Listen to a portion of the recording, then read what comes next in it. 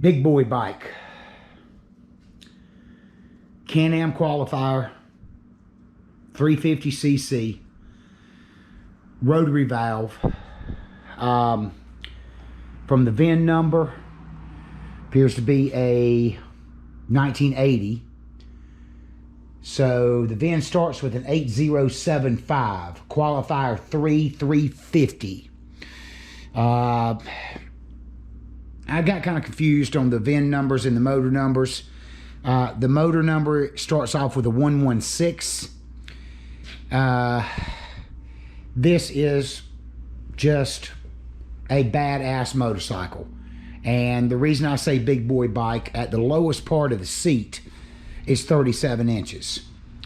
Hadn't had to do much to this bike at all. It's got a Bosch electronic ignition on it.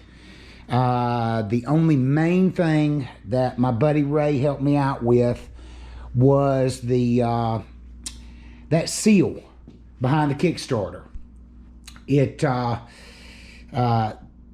The little circlip on the inside of the case had come loose. Damn if it wasn't attached to the magnetic drain plug after Ray busted everything open. We made sure everything looked good, felt good, turned good, put her all back together. I did what I call upgrade from the original Bing.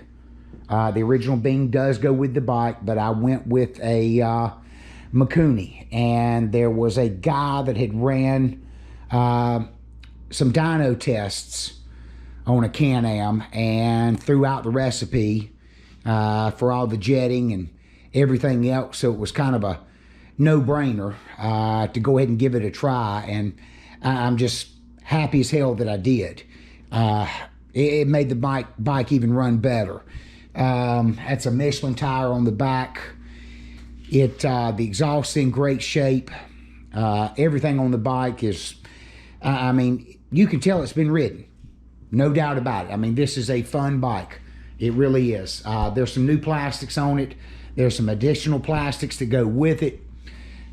Forks are in great shape. One of the most responsive bikes I have ever had between my legs. On that Mikuni, I got a little unifilter back there, but I do have the factory air box, everything that goes with it. That is a new chain. This bike has been serviced well, kept up well, and not really ridden that hard, but this is just one of the funnest ones to be on. For it being a two-stroke, it's amazing how it handles on just trail riding when it's down at low idle, and just very responsive bike. You know, this one definitely, if I was going to keep it, you could definitely do a full restoration on this one.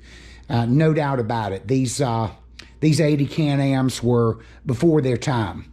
Just absolute awesome piece of machinery. It's, I don't know what I can say bad about the bike. You know, I've got the manuals that come with it, believe it or not.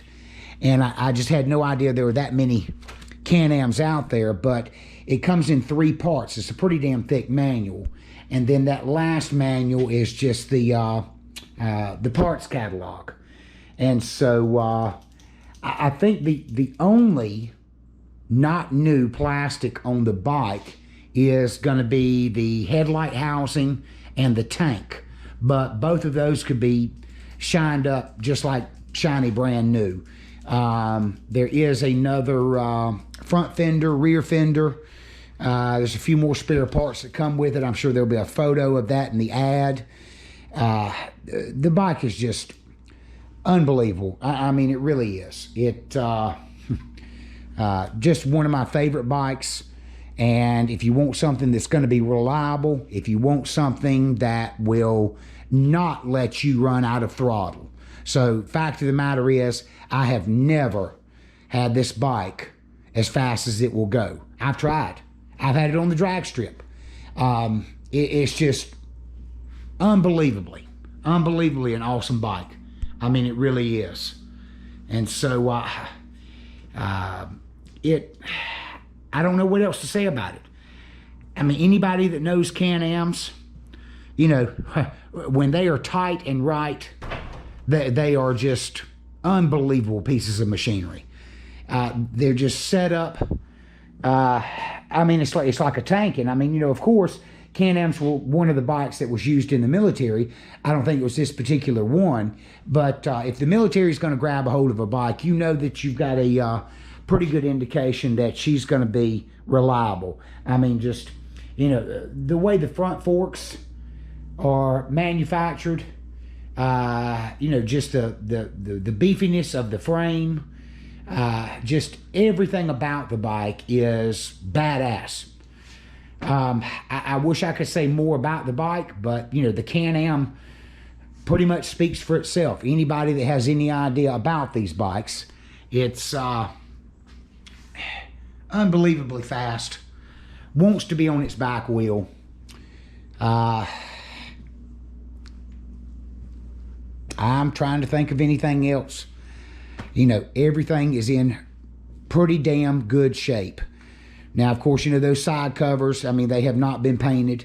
You know, this is just a great trail bike. We've had an absolute blast on it. And so, cosmetically, she is not in showroom shape by any shape, form, or fashion. But this bike wants to be ridden. There's no sense in making it a damn cream puff, because you're going to have it out there and you're going to be riding the shit out of it. So there's going to be some scrapes. There's going to be some dings.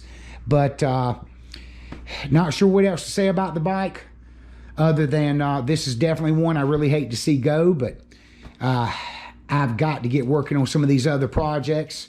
And as much as we want to, you just cannot keep them all. So hopefully I have gone over everything that I can on the motorcycle, so everybody's got a pretty good idea of what everything looks like. And again, big boy bike. Don't you think this is set up for a child to ride?